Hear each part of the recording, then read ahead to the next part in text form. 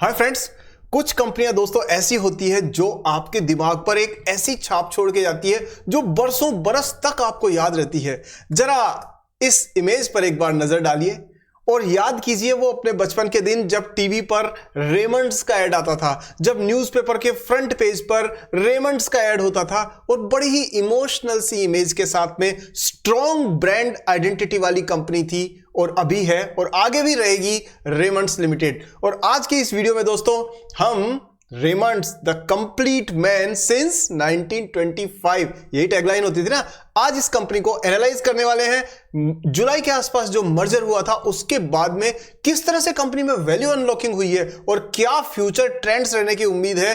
Company आपको as an investor किस तरीके के रिटर्न्स ऑफर कर सकती है, क्या स्ट्रेंथ है, क्या वीकनेस है, जानते हैं आज के इस very informative, very useful and very insightful video में। सो लेट्स बिगिन रेमंड्स का सागरनोमिक्स।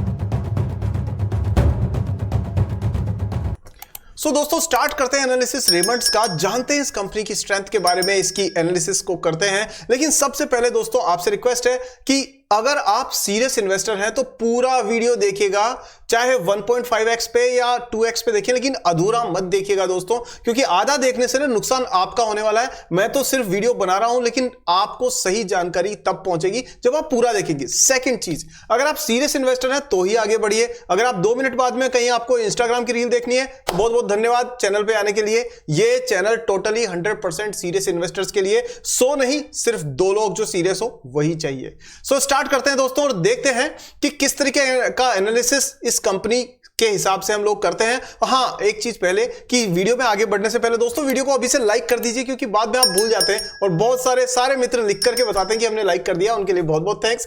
चैनल को सब्सक्राइब कीजिए, बेल आइकन को ऑन कीजिए ताकि मेरी नेक्स्ट रिसर्च बेस्ड वीडियो आपको तुरंत मिल जाए। शुरू करते हैं एनालिसिस। तो देखिए रेमंड्स की इमेज आपने देख ली, अब जरा रेमंड्स के फंडामेंटल्स पे नजर डालते हैं और उससे भी पहले नजर डालते हैं दोस्तों इसकी कंपनी के बिजनेस मॉडल पे। देखिए अब मैं आपको ना एक छोटी सी चीज बताना चाहता हूं बिफोर वी प्रोसीड की रेमंड्स में बेसिकली हुआ क्या है। तो पहले ना अभी आप ये देखिए, यहां से ना आपको बिजनेस की इंफॉर्मेशन के बारे में ज्यादा अच्छे से समझ में आएगा।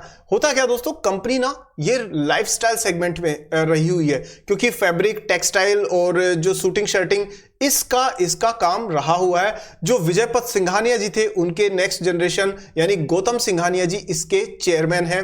कुछ समय उनकी पर्सनल लाइफ में कुछ विवाद चल रहा था जिसकी वजह से कंपनी पे थोड़ा प्रेशर रहा, लेकिन कंपनी ने बिजनेस से फोकस कभी भी शिफ्ट नहीं किया। सेकंड चीज, अभी हाल ही में जो इसका डीमर्जर हुआ है, पहली बात तो डीमर्जर क्यों हुआ है, क्योंकि दोस्तों कंपनी ने देखा कि लाइफस्टाइल सेगमेंट की जो ग्रोथ है वो तो चलती ही रहेगी, लेकिन उसकी ग्रोथ ना बहुत फास्ट पेस नहीं हो सकती।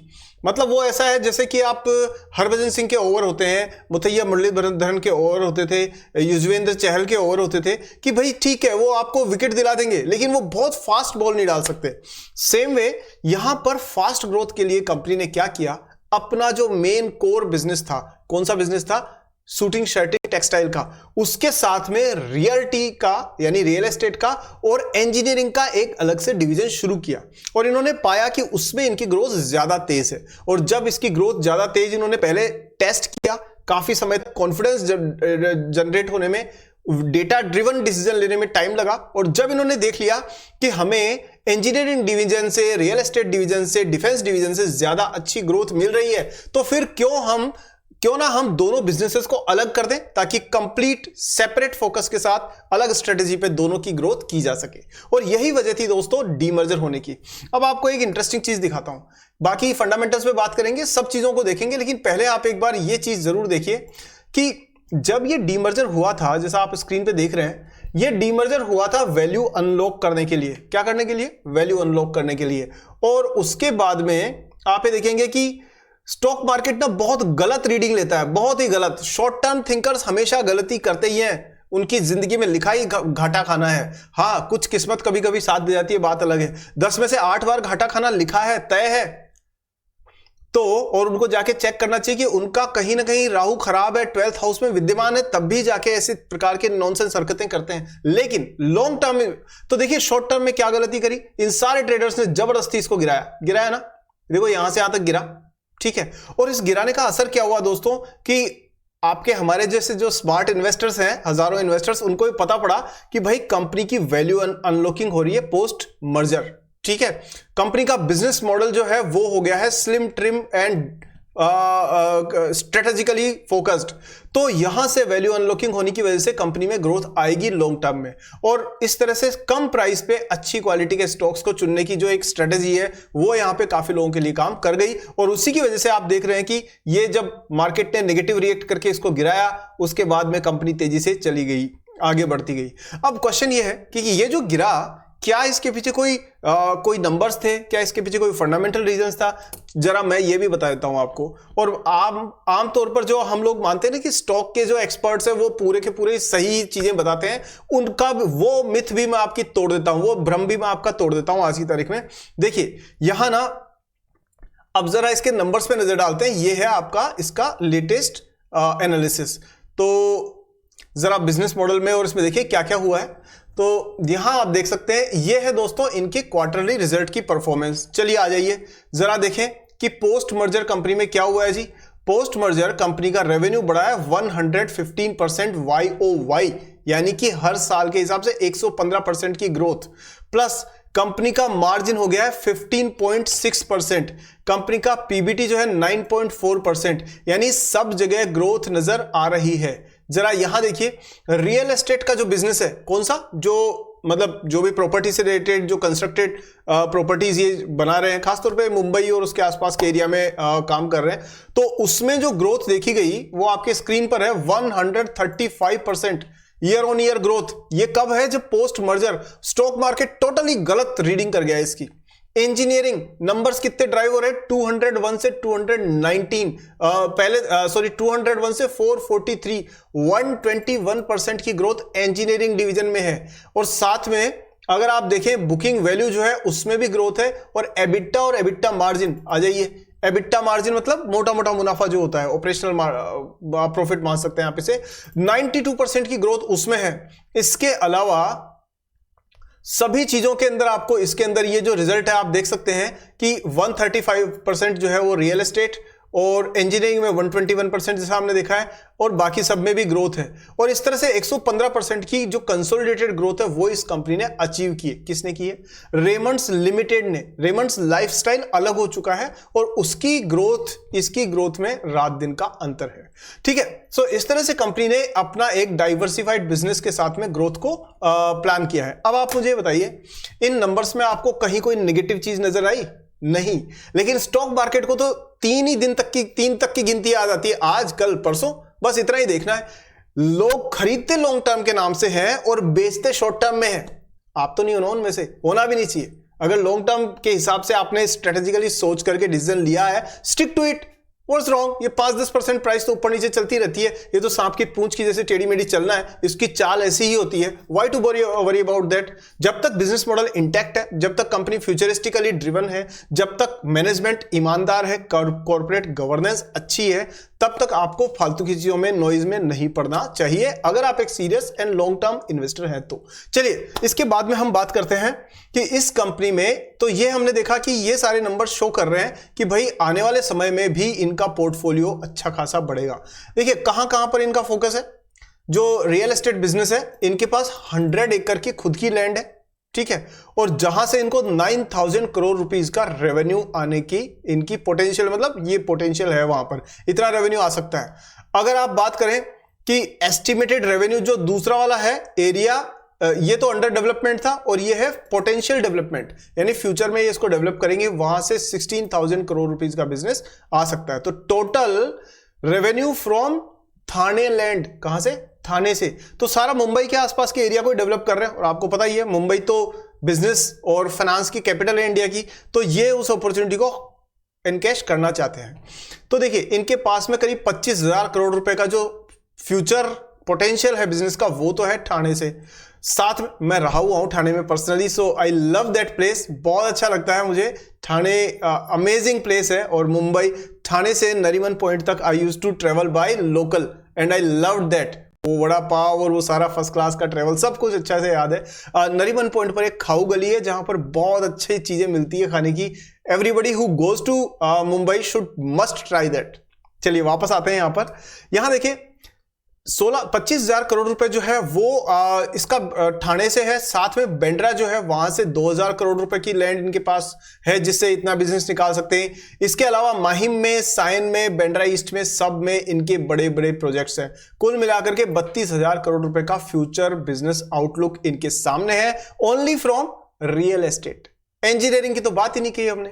चलिए इंजीनियरिंग में आते हैं। अच्छा, बहुत सारे दोस्त कहते हैं क्या आपने जो वीडियो बनाया है उसमें एनालिसिस जो है वो ज्यादा डेप्थ नहीं थी। भैया जब डेप्थ चाहिए ना आपको तो आप मेंबरशिप ज्वाइन करिए श्रेष्ठ वाली, जहां आपको 40 से 50 मिनट का या 1.5 घंटे तक का भी वीडियो मिलेगा। क्योंकि स्टॉक का एनालिसिस आप 10 मिनट में कैसे कर सकते हो, कोई तरीका हो तो मुझे लाके बता दीजिएगा। सो इसमें यहां पर हमारे पास लिमिटेड टाइम में लिमिटेड चीजें ही हम लोग शेयर कर सकते हैं। हाँ, अगर आप सीरियस इन्वेस्टर हैं, डीप में जाना चाहते हैं, समझना चाहते हैं, ट्राई आवर मेंबरशिप, लिंक मिल जाएगा ज्वाइन बटन पे नीचे। और बहुत सारे दोस्त उससे काफी ज्वाइन करके चीजें सीख भी रहे हैं। ठीक है, वापस आते हैं। तो इस तरह से दोस्तों ये इनका पोटेंशियल बिजनेस हमने देखा किसमें, रियल एस्टेट में। इंजीनियरिंग में भी फटाफट से देखते हैं। यहां देखिए ये क्या क्या करते हैं जी इंजीनियरिंग में। इनके पास 3 वर्टिकल्स हैं। पहला steel files and tools and hardware. तो जिस तरह से अपने पास में बॉश के टूल आते हैं, स्टैनली के टूल आते हैं, ब्लैक एंड डेकर के टूल्स आते हैं, उसी तरह से रेमंड्स भी टूल्स यानी कि पावर टूल्स में और हेवी टूल्स में बहुत इंपॉर्टेंट मतलब अपना रोल प्ले करने वाला है। ऑटो एंड सीवी कंपोनेंट इसके लिए भी ये काम कर रहे हैं। और एरोस्पेस एंड डिफेंस, तो डिफेंस में जो इंजन के जो पार्ट्स होते हैं ना उसमें भी ये अपना रोल प्ले करने जा रहा है। ठीक है, इसके अलावा और भी बहुत सारी चीजें हैं जिस पे ये काम कर रहे हैं। ये हैं दोस्तों गौतम सिंघानिया जी। और आपने अगर आमिर खान की वो मूवी थी गजनी देखी हो तो उसमें जो लीड कैरेक्टर था उसका नाम भी सिंघानिया था। क्या नाम था? संजय सिंघानिया। सो इसी तरह से दोस्तों सिंघानिया वर्ड से ना एक बिजनेस की एंटिटी अपने आप जुड़ जाती है, उसकी फीलिंग अपने आप जुड़ जाती है। तो ये जो सिंघानिया साहब है ये ट्रू बिजनेसमैन है, इनको पता है धंधा चलाना कैसे, he knows it very well. चलिए टेक्निकली हम लोगों ने वैसे बात कर ली है, लेकिन एक बार फटाफट से मैं आपको बता दूं कि इसमें ये लगातार हाईज जो बन रहे हैं ना दोस्तों, that is absolutely in sync, बिल्कुल सही लाइन पर चलते हुए ये एकदम हेल्दी ग्रोथ को शो कर रहे हैं। हाँ, हालांकि ये जरूर मैं आपको कहूंगा कि अभी ये जो ब्रेकआउट है ना इसको थोड़ा कुछ टाइम के लिए सस्टेन करना जरूरी है, उसके बाद में एक बुल ट्रेंड में इसकी शुरुआत देखी जा सकती है। तो ये एक तरीके से कहूंगा मॉडरेट बुल ट्रेंड है, मतलब कि 5% से करीब करीब 15, 20, 25% तक का आप मान सकते हैं इसमें सालाना जंप देखा जा सकता है इस तरह का, and that is quite healthy. हालांकि कोई गारंटी नहीं है। और दूसरी बात, ये सिर्फ एक एजुकेशनल वीडियो है, कोई भी तरीके का इसमें बाइंग सेलिंग की रिकमेंडेशन नहीं है। चलिए आगे बात करते हैं इसके कुछ फंडामेंटल्स की। तो आज हम थोड़ा सा इन्हीं को मिस कर गए, लेट्स डू दैट। तो 1800 रुपए के आसपास में दोस्तों इसकी प्राइस चल रही है। और आप देख सकते हैं कि जिस टाइम ये वीडियो रिकॉर्ड हो रहा था उस टाइम ये 4% ग्रो हुआ है। ठीक है, 12,000 करोड़ की मार्केट कैप है। और खूबसूरती क्या है कि जब इन्होंने डीमर्ज किया तो रेमंड्स और रेमंड्स लिमिटेड दोनों को ही बराबर मार्केट कैप दिए इन्होंने। ठीक है, उसकी करीब करीब 13,000 करोड़ के आसपास में होगी। तो ये बहुत अच्छे से बैलेंस तरीके से इन्होंने इसको डीमर्ज किया है। पी रेशो के हिसाब से अंडर वैल्यूड है साफ तौर पे, पैग रेशो के हिसाब से भी ये कंपनी साफ तौर पे अंडर वैल्यूड है, कहीं कोई चिंता इसमें नहीं है। डिविडेंड कंपनी देती आ रही है। अब आप देखो अच्छी बात, ROC 30 और ROE रिटर्न ऑन इक्विटी 44 मतलब बैंक इंटरेस्ट से 10 गुना ज्यादा, सिंपल वर्ड्स में। ठीक है, चलिए हालांकि बैंक्स पे काफी फोकस है गवर्नमेंट का कि कैसे से लोग वापस डिपॉजिट बैंक्स में डालें ताकि जो कैपिटल जो लोन देने की प्रक्रिया वो शुरू की जा सके, पर लोग फिर भी स्टॉक मार्केट में डाल रहे हैं। Can't do anything. चलिए खैर हम उस चीज में ना जाएं, हम ये देखें कि कंपनी की रिटर्न ऑन इक्विटी अच्छी आ रही है, एंटरप्राइज वैल्यू तो वही है मार्केट कैप के हिसाब से। रिजर्व्स 3500 करोड़ के रिजर्व्स पड़े हुए हैं कंपनी के। और कंपनी का अगर बिजनेस आप देखेंगे तो सीधी बात यह है दोस्तों, 1925 में शुरू हुआ था टेक्सटाइल और अपैरल सेक्टर में, फिर ये इंजीनियरिंग में, FMCG में, इंटरनेशनल मार्केट, मतलब सब जगह चले गए। 55 कंट्रीज में इनका बिजनेस है, USA, Europe, Japan, middle east, सब जगह पे 1600 से ज्यादा स्टोर्स हैं, जिनमें 1500 से ज्यादा स्टोर्स इनके 600 टाउन्स में, 600 T1 T2 टाउन्स। ठीक है, और 49 स्टोर्स इनके आउट ऑफ इंडिया है। ठीक है, कंपनी ने अभी डीमर्ज किया है 30 जून 2024 को, और लाइफस्टाइल बिजनेस इनका अलग हो गया है। अगर आप लेटेस्ट रिजल्ट्स तो हम डिस्कस कर चुके हैं, अब यहां ना कंपटीशन आता है, लेकिन ये कंपटीशन कैसे, आप इसको मत मानिए, आप don't ignore this because Raymond का कंपटीशन डीएलएफ से कर रहे हैं आप, मैक्रोटेक से। तो क्योंकि सिर्फ इंजीनियरिंग का मतलब रियल एस्टेट का और इंजीनियरिंग का नहीं, तो लीव इट। अब जरा नंबर्स पे नजर डालें तो आप यहां पे साफ तौर पे देख सकते हैं कि इसमें जो सितंबर क्वार्टर है उसमें सीधा सीधा जंप दिखा है सेल्स में। इसके अलावा प्रॉफिट मार्जिन इनका बढ़ गया है, ओपीएम बढ़ गया है। साथ में अगर आप देखें तो नेट प्रॉफिट जो है ना, वहां पर अभी ये जो आप नंबर देख रहे हैं ना, इसको आप अभी थोड़ा सा रुक जाइए। ये जो 7000 करोड़ से 59 करोड़ का है ना, ये मर्जर की वजह से ऐसा नजर आ रहा है फिगर। जैसे ही ये चीजें स्ट्रीमलाइन हो जाएगी, ये नंबर्स आपको हेल्दी दिखने शुरू हो जाएंगे। तो ये मत सोचिएगा कि 7000 करोड़ से सिर्फ 60 करोड़ प्रॉफिट बचा है, नहीं, ऐसा भी मत सोचिए। Have some maturity. अगर आप देखें तो सेल्स की ग्रोथ कंटिन्यूअसली है, इसमें प्रॉफिट की ग्रोथ अच्छी खासी चल रही है, और स्टॉक की ग्रोथ जो है in the sync of profit. But 3 साल को अगर मैं देखूं तो कंपाउंडेड प्रॉफिट की ग्रोथ ज्यादा है, और स्टॉक प्राइस जो है ना उस हिसाब से नहीं बढ़ी थी, तो ये इसको अंडरवैल्यूड बनाता है। एफआईआईज डीआईआईज की कहानी देख लेते हैं। एफआईआईज करीब 15% के आसपास लेके बैठे हैं, डीआईआईज 7.5% के आसपास लेके बैठे हैं, पब्लिक के पास 28 और 48% के आसपास प्रमोटर्स। तो एब्सोल्युटली वेल डाइवर्सिफाइड पोर्टफोलियो है इनका, मतलब शेयर होल्डिंग पैटर्न है, और वही इसका एक बहुत अच्छा बैलेंस्ड बिजनेस को शो करता है। सो दोस्तों, अब बात कर लेते हैं पॉजिटिव और नेगेटिव चीजों की। तो पॉजिटिव चीजें क्या है? पॉजिटिव चीजें लेगेसी है बिजनेस की, फ्यूचरिस्टिक मैनेजमेंट है। तीसरी चीज ये है कि इस कंपनी में वेल कैपिटलाइज्ड है, ऐसी कोई पैसे वाली समस्या नहीं है। चौथी चीज ये है, प्लस पॉइंट इसका, कि ये मुंबई और उसके आसपास के एरिया में रियल एस्टेट में काम कर रही है, जो कि एक तेज ग्रोथ वाला एरिया है। और पांचवी जो प्लस पॉइंट है दोस्तों, वो इसकी ये है कि इसके आरओई आरओसी साफ तौर पे बता रहे हैं कि कंपनी वेल मैनेज्ड है और अच्छे से बिजनेस को चला रही है। और पोस्ट डीमर्जर ये लाइट एसेट मॉडल, मतलब इनके पीछे जो बोझा चल रहा था ना, वो हट गया है और अब ये तेज ग्रोथ कर सकती है। नेगेटिव पॉइंट्स पे आते हैं। नेगेटिव पॉइंट्स, पहला है कि डीमर्जर के बाद में इनका किस तरह से बिजनेस आगे बढ़ता है, that is a challenge, because engineering and real estate में इनको उतना एक्सपीरियंस नहीं है जितना एक्सपीरियंस इनको लाइफस्टाइल बिजनेस में था। सेकेंड नेगेटिव चीज कि ये कंपनी अभी तक मुंबई में ही इसका फोकस ज्यादा है रियल एस्टेट को लेकर के। अगर इसको बिजनेस बढ़ाना है तो पूरे देश में अलग एरियाज में भी ध्यान देना पड़ेगा। तीसरी चीज वो ये है कि जो गौतम सिंघानिया जी, उनकी बिजनेस स्ट्रेटेजी और उनके विजन के हिसाब से कंपनी ग्रो कर रही है, बट उसके बाद क्या, ये क्लैरिटी अगर जब आ जाएगी, सक्सेशन प्लान कंपनी का कितना अच्छा है, उस चीज को भी नजर में रखना पड़ेगा। सो दोस्तों, ये मैंने आपको पॉजिटिव नेगेटिव सब बता दिए। अब आप अपने हिसाब से डिसीजन ले सकते हैं, आप अपने हिसाब से इसके बारे में जान सकते हैं। आज की वीडियो में इतना ही दोस्तों, अगले वीडियो में जल्दी मिलते हैं। और वीडियोस को लाइक किया कि नहीं, लाइक कीजिए दोस्तों, सारे दोस्तों को शेयर कीजिए, फेसबुक, व्हाट्सएप, टेलीग्राम, इंस्टाग्राम, सब जगह फैला दीजिए इसको। और सेकेंडली, वीडियो को लाइक किया, वीडियो को शेयर किया, चैनल सब्सक्राइब करके बेल आइकन को ऑन कीजिए, और हमारी मेंबरशिप को जरूर ट्राई कीजिए if you want detailed and complete analysis, खास तौर पे स्टॉक ऑफ द मंथ। चलिए दोस्तों, आज की वीडियो में इतना ही, नेक्स्ट वीडियो में जल्दी मिलते हैं। जय हिंद।